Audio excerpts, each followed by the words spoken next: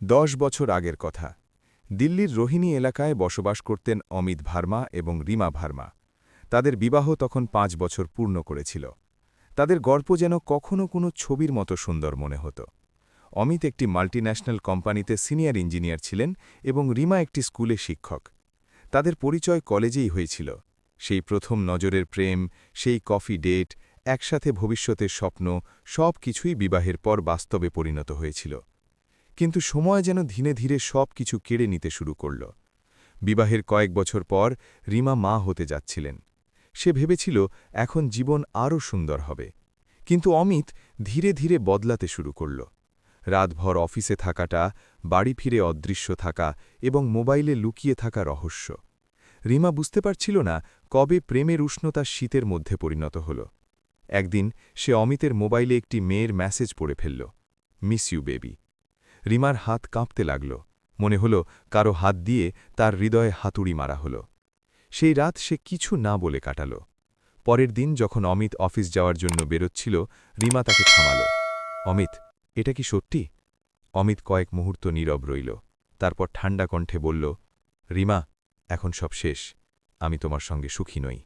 সেই সময় রিমা শুধু বলল, অমিত, আমরা সুখী নেই, সেটা আলাদা কথা, কিন্তু আমাদের মধ্যে থাকা বিশ্বাস নষ্ট করো না। কিন্তু অমিত যেন পাথরের মতো হয়ে গিয়েছিল। কয়েক মাসের তিক্ত বিতর্ক, আদালতের চক্র এবং সমাজের তির্যক মন্তব্যের পরে তাদের তালাক হয়ে গেল।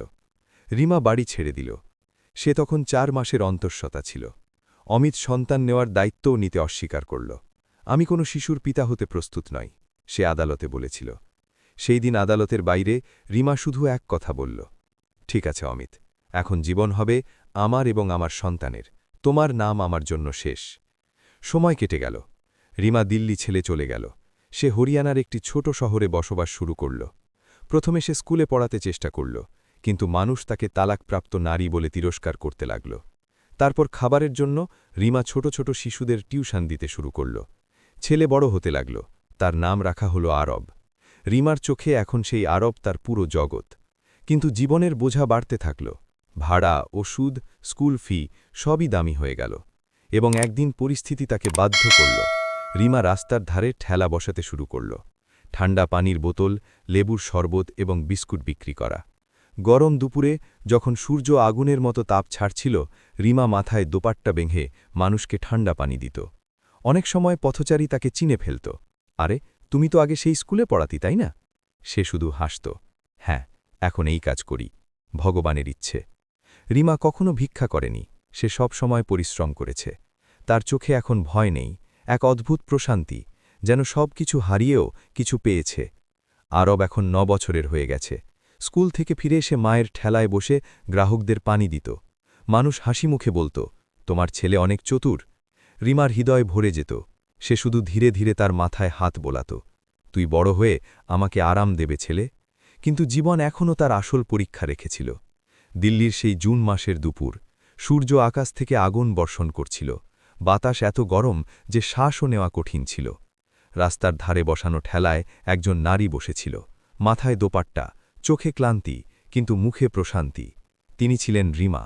তার ছোট ঠেলা এখন এলাকায় পরিচিতি পেয়েছে। রিমা ওয়াটার পয়েন্ট নামে সামনে থেকে যাওয়া শ্রমিক, রিক্সা চালক, অটো ড্রাইভার এবং কলেজের ছাত্ররা সবাই এখান থেকে ঠান্ডা পানি নিত। রিমা এখন হাসি মুখে বোতল 10 টাকা বলত এবং টাকা গুনত। তার জীবনে কোনো বিলাসিতা ছিল না, কিন্তু আত্মমর্যাদা এখনও বেঁচে ছিল। দুপুর প্রায় 2:30, একটি কালো BMW গাড়ি রাস্তার ধারে এসে থামল। দরজা খুলল এবং সাদা শার্ট পরা একজন ব্যক্তি বাইরে বেরোল। সানগ্লাস পরা, হাতে মোবাইল এবং মুখে সেই পুরনো রস। সে ছিল অমিত ভার্মা। সেই অমিত যে 10 বছর আগে সব কিছু ছেড়ে চলে গিয়েছিল। আজ সে শহরের বড় ব্যবসায়ী। কোম্পানির নতুন প্রজেক্টের জন্য সে সাইট ভিজিটে বেরিয়েছিল। কিন্তু যখন সে রাস্তার ধারে সেই ছোট ঠেলাটি দেখল, কিছুই যেন তাকে টেনে নিল। তার চোখ ঠেলায় চলে গেল। সেখানে এক মহিলা কাঁচের বোতল সাজাতে ব্যস্ত।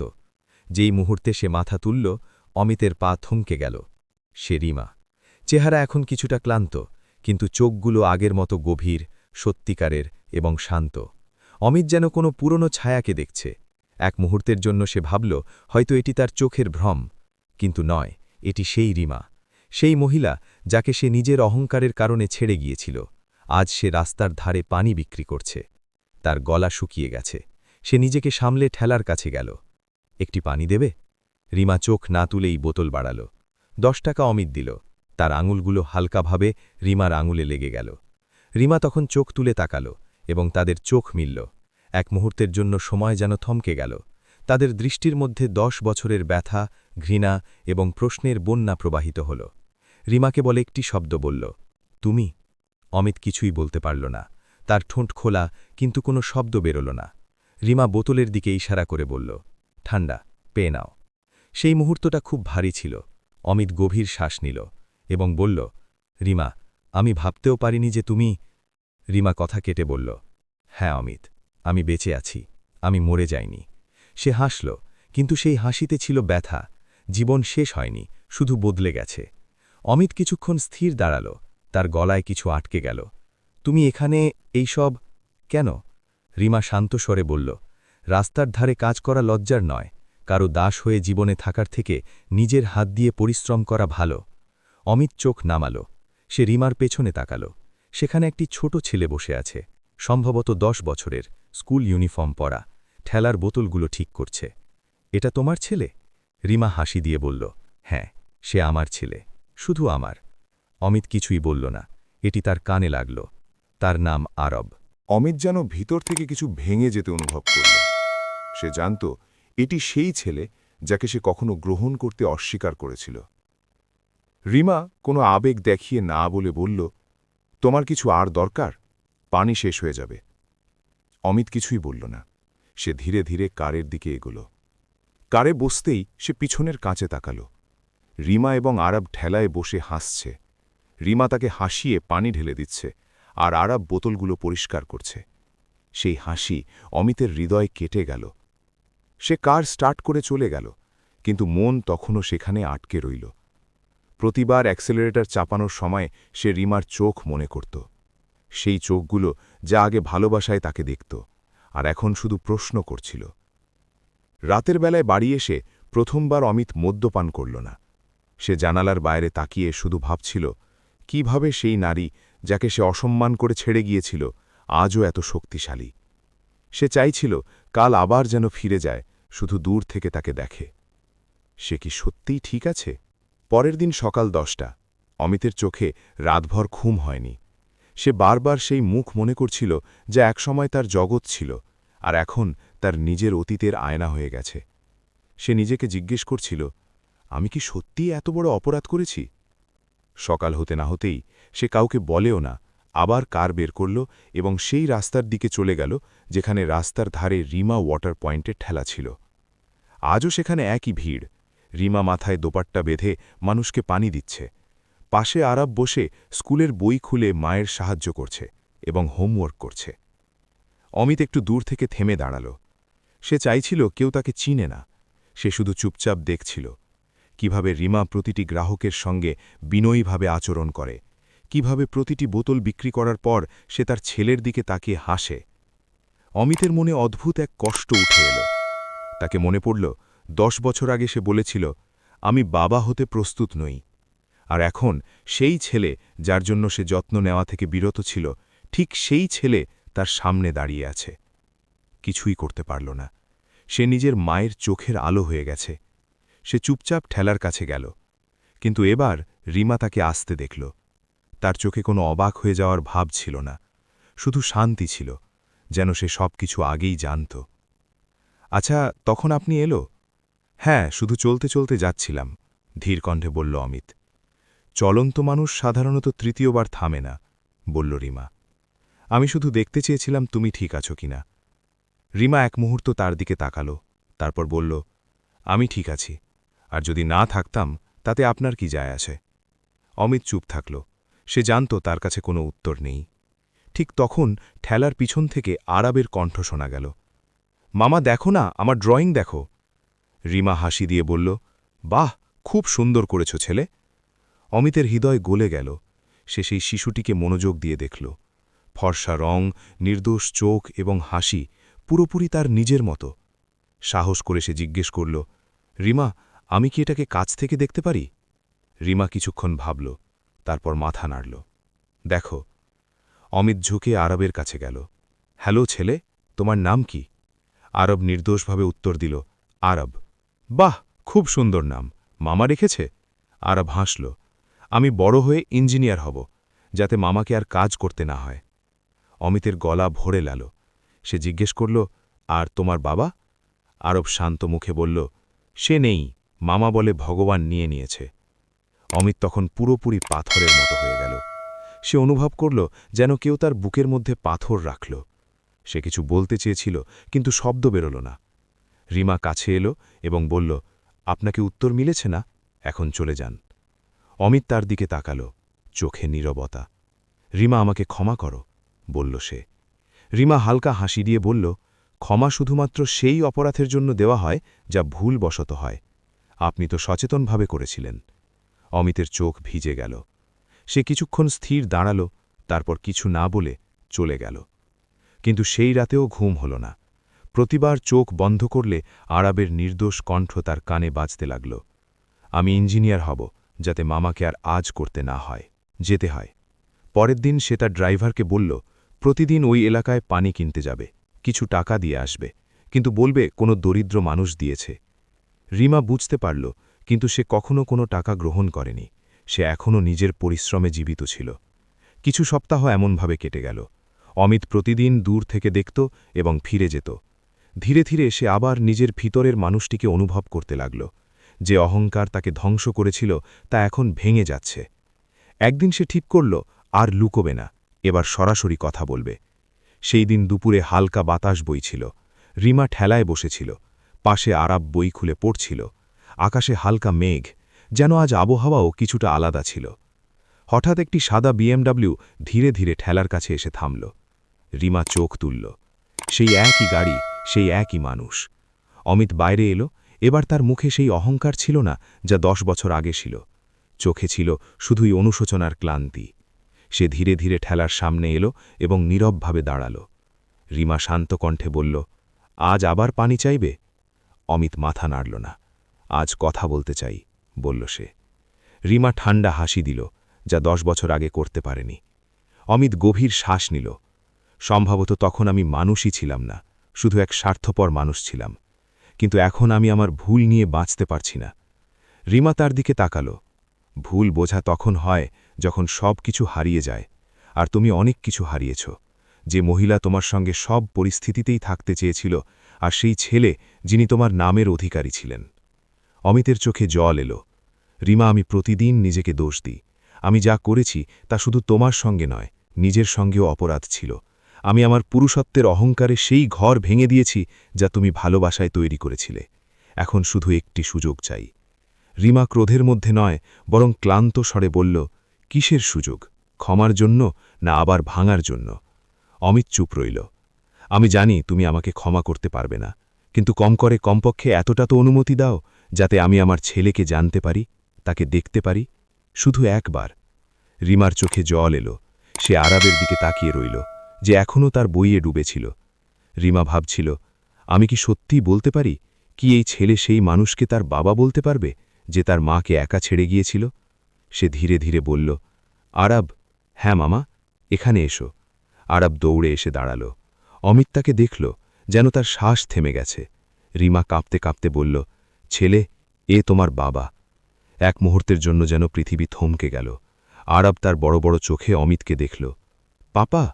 সে এক ধাপ পিছনে সরে গেল, তারপর মায়ের দিকে তাকাল। আপনি মিথ্যে বলছেন না তো? আপনি তো বলেছিলেন পাপা ভগবানের কাছে চলে গেছেন। রিমার চোখে অশ্রু ঝরে পড়ল। আমি মিথ্যে বলিনি ছেলে, কারণ সেই সময় তোমার পাপা আমার কাছে মৃত ছিলেন। অমিত তখন কিছুই বলতে পারল না। সে ঝুঁকে বলল, ছেলে, আমি জানি আমি অনেক বড় অপরাধ করেছি। আমি তোমার মাকে অনেক কষ্ট দিয়েছি, কিন্তু আমি এখন পরিবর্তিত হয়েছি। আমি শুধু চাই তুমি আমাকে একবার ক্ষমা করো। আরব চুপ, তার চোখে দ্বিধা। আপনি মামাকে কাঁদিয়েছেন? অমিত মাথা নাড়ল। হ্যাঁ ছেলে, অনেক কাঁদিয়েছি। এখন আমি কেন এসেছি? কারণ আমি চাই তোমার মা আর কখনো কাঁদুক না। রিমা সব শুনছিল, তার চোখে ঝড় উঠেছিল। সে জানত না এই মানুষকে কি তিরস্কার করবে, নাকি তার চোখে থাকা অনুশোচনা বুঝবে। আরব মায়ের দিকে তাকাল। মামা, আমি কি পাপাকে এক গ্লাস পানি দিতে পারি? রিমার গলা শুকিয়ে গেল। সে মাথা নাড়ল। আরব ঠান্ডা পানি নিয়ে অমিতের হাতে দিল। নাও পাপা, ঠান্ডা। অমিতের হাত কাঁপতে লাগল। সে পানি পান করতে পারল না। চোখের জলে ভিজে গেল। রিমা ধীরে ধীরে বলল, দেখো অমিত, আমি তোমাকে ঘৃণা করি না, কারণ ঘৃণার শক্তি এখন আর নেই। কিন্তু প্রেম শেষ হয়ে গেছে। আমি আর কোনো সম্পর্কের নামে ভেঙে পড়তে চাই না। আমি শুধু আমার ছেলের জগৎকে রক্ষা করতে চাই। অমিত মাথা নিচু করল। আমি বুঝতে পারছি। আমি আর কিছু চাইব না। শুধু তোমার কাছে থাকতে চাই, যাতে যদি কখনো তোমার বা আরবের কোনো প্রয়োজন হয়, আমি সেখানে থাকি। রিমা কিছু বলল না। তার মধ্যে ঝড় বয়ে যাচ্ছিল, কিন্তু কোথাও গভীরে নীরবতা ছিল। সে জানত এই মানুষটি তার পাপের সঙ্গে লড়াই করছে এবং হয়তো সত্যিই এখন বদলে গেছে। সেই রাত রিমা ঘুমিয়ে থাকাকালীন আরবের মাথায় হাত রাখল। ছেলে হাসছিল। সে বলল, মামা, পাপা খারাপ নয়, সে শুধু দেরিতে ভালো হয়েছে। রিমার চোখে অশ্রু ঝরে পড়ল। সে আকাশের দিকে তাকিয়ে হাসল। কখনো কখনো ভগবানও দেরিতে ন্যায় দেয়, কিন্তু দেয়ই। 6 মাস কেটে গিয়েছিল। গরমের ঋতু ধীরে ধীরে ঠান্ডা হাওয়ায় রূপান্তরিত হয়েছিল। রিমা এখনও তার ঠেলায় কাজ করছিল, কিন্তু এখন সে একা ছিল না। পাশে আরব, আর কিছু দূরত্বে অমিত প্রতিদিন আসত সাহায্য করতে, তারপর চুপচাপ চলে যেত। এখন সে কোনো অধিকার নিয়ে আসে না, বরং একটি দায়িত্বের অনুভূতি নিয়ে। রিমা তাকে আটকায় না, আর আরব এখন তাকে পাপা বলতে শুরু করেছে। শুরুতে মানুষরা অজানার মতো ভাবত, দেখো, সেই নারী যার স্বামী তাকে ছেড়ে গিয়েছিল, এখন সেই মানুষ প্রতিদিন তার কাছে আসে। কিন্তু রিমা এই কথার জবাব তার নীরবতা দিয়ে দেয়, কারণ সে শিখেছে যা সত্যি তা স্পষ্ট হয়, তার ব্যাখ্যা দেবার প্রয়োজন নেই। অমিত এখন তার কোম্পানির পাশাপাশি নিজের ভিতরের শূন্যতাকেও পূর্ণ করার চেষ্টা করছে। সে প্রতিদিন সন্ধ্যায় ঠেলায় আসে, শিশুদের ঠান্ডা পানি দেয়, কখনো আরবের হোমওয়ার্কে সাহায্য করে, কখনো গ্রাহকদের জন্য চেয়ার বসায়। মানুষ হাসে, কিন্তু রিমার হৃদয়ে এক শান্তি বিরাজ করত। সে তাকে আর এক অনুশোচনাপূর্ণ মানুষ হিসেবে দেখত না, বরং বদলানো একজন মানুষ হিসেবে বোঝার চেষ্টা করত। এক সন্ধ্যার দৃশ্য। সূর্য ডুবে চলেছে। রাস্তার ধারে হালকা হাওয়া বইছে। রিমা এবং আরব ঠেলা সেলাই করছে। অমিত কার থেকে নেমে বলল, রিমা, আমি ভাবছিলাম, যদি তুমি চাও আমরা ঠেলাটি কোনো দোকানে সরিয়ে দিতে পারি। ভিতরে পাখাও বসবে, রোদ লাগবে না। রিমা হাসি দিয়ে বলল, রোদ এখন অভ্যেসে পরিণত হয়েছে অমিত, আর পাখা ঠান্ডা হাওয়া অনুভূতি দেয় না, তা আমাকে এখন ছেলের হাসিতে মেলে। অমিত চুপ হয়ে গেল। সে জানত এই নারী তাকে একটি বড় পাঠ শিখিয়েছে, সম্মান, আত্মসম্মান এবং পরিশ্রম দিয়ে বাঁচার পাঠ। আরব এগিয়ে এসে বলল, পাপা, কাল আমার স্কুলে পেরেন্টস ডে, আপনি আর মামা দুজনেই যাবেন তো না? রিমা কিছুক্ষণ ভাবল, তারপর ধীরে ধীরে বলল, হ্যাঁ ছেলে, দুজনেই যাব। অমিতের মুখে হালকা হাসি ফুটল, সম্ভবত 10 বছরের মধ্যে তার প্রথম সত্যিকারের হাসি। পরের দিন স্কুলের মাঠ শিশুদের হাসিতে প্রতিধ্বনিত হচ্ছিল। আরব মঞ্চে দাঁড়িয়ে ভাষণ শুরু করল, আমার নাম আরব। আমার মামা আমার হিরো। তিনি আমাকে শিখিয়েছেন দরিদ্র হওয়া খারাপ নয়, কিন্তু পরিশ্রম ছেড়ে দেওয়া খারাপ। আর এখন আমার পাপা আমাকে শিখিয়েছেন যে ভুল করলে যদি সত্যিই বদলে যায়, তাকে ক্ষমা করে দিতে হয়। কারণ মানবিকতা মানে শুধু দেওয়া নয়, কারো ফিরে আসার সুযোগও দেওয়া। পুরো মাঠ তালি দিয়ে প্রতিধ্বনিত হল। রিমার চোখে অশ্রু ঝরে পড়ল, আর অমিতের চোখও ভিজে গেল। অমিত ধীরে ধীরে রিমার দিকে তাকাল। ধন্যবাদ রিমা, তুমি আমাকে আবার মানুষ করে দিয়েছ। রিমা শান্ত হাসি দিয়ে বলল, অমিত, আমি তোমাকে আবার আমার জীবনে ফিরিয়ে আনতে পারব না, কিন্তু তোমাকে তোমার ভুলের বোঝা থেকে মুক্ত করতে পারি। সে এগিয়ে ঝুঁকে বলল, আমি তোমাকে ক্ষমা করে দিয়েছি। অমিতের ঠোঁট কাঁপতে লাগল। সে নিজের অশ্রু লুকানোর চেষ্টা করল, কিন্তু রিমা মাথা নাড়িয়ে বলল, আমাদের গল্প শেষ হয়নি, শুধু বদলে গেছে। এখন এই সম্পর্ক স্বামী স্ত্রীর নয়, বরং দুই মানুষের, যারা একজন ছেলের জন্য এবং মানবতার জন্য জীবিত। কয়েক মাস পর রিমা ঠেলা থেকে দোকানে চলে গেছে। দোকানের বোর্ডে লেখা ছিল ড্রিঙ্কস অ্যান্ড স্ন্যাক্স, নীল রঙে। দোকানটি পরিষ্কার পরিচ্ছন্ন। আরব কাউন্টারে বসে আছে, আর অমিত পাশে চেয়ারে দাঁড়িয়ে গ্রাহকদের জন্য ঠান্ডা পানি পরিবেশন করছে। এক বৃদ্ধ পথচারী হাসি দিয়ে বলল, ছেলে, তোমার পানি খুব ঠান্ডা, কিন্তু তোমার গল্প তার চেয়েও বেশি হৃদয় ঠান্ডা করছে। রিমা হাসল, কারণ এতে পরিশ্রম, ক্ষমা এবং মানবিকতা, এই তিনটির স্বাদ ছিল। অমিত আকাশের দিকে তাকাল। রোদ এখন আর তীব্র লাগছিল না, সম্ভবত কারণ তার ভিতরের সত্য ফিরে এসেছে। শিক্ষণীয় একটি বিষয় হল, কখনো কখনো জীবন আমাদের ভেঙে দিয়ে আবার নতুন করে তৈরি করে। রিমা এবং অমিতের গল্প এটা দেখায় যে ভুল করা মানুষটি যদি সত্যিই অনুশোচনা করে তবে তাকে ক্ষমা করাটাও মানবিকতার অংশ।